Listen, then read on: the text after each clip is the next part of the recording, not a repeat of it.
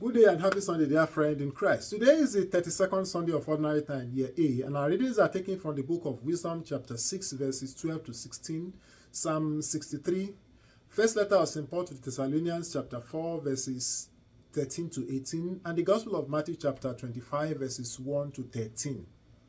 As we draw gradually to the end of the liturgical year, the Church brings us the constant words that were often addressed to the first Christians. The Lord is coming. And of course, they were always readily prepared to receive him.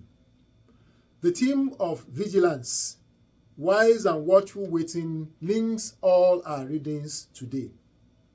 The first reading exposes how God, who is wisdom itself, does not leave the search work to those who desire him alone.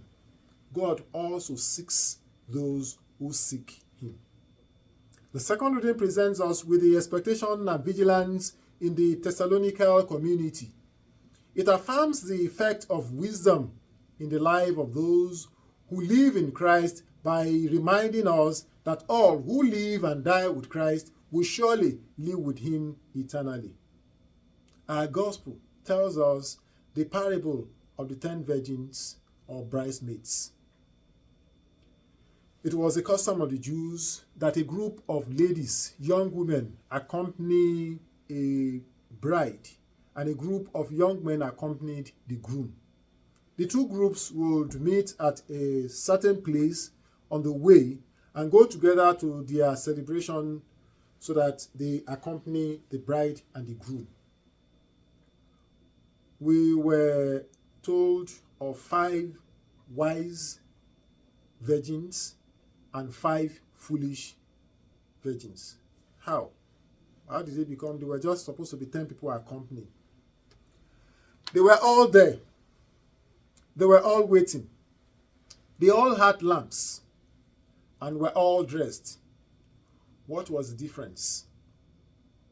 The 5 wise took the task seriously and so prepared well.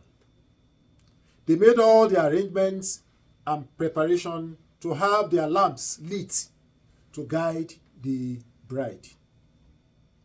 They also took extra oil just in case the groom does not come on time.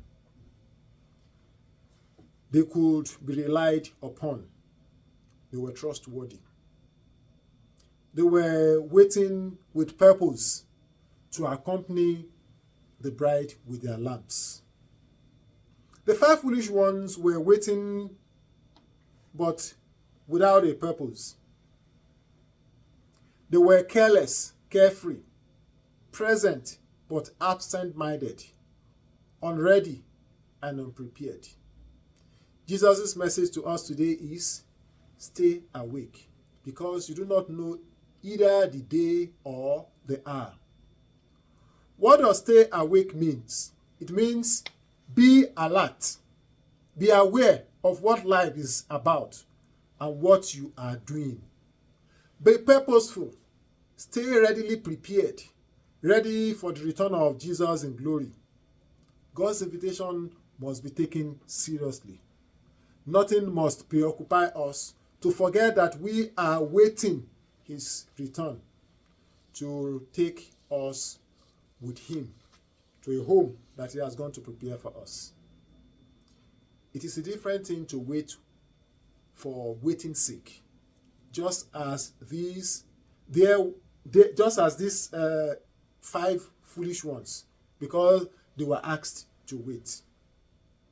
Do you go to church because it is Sunday, or to keep obligation?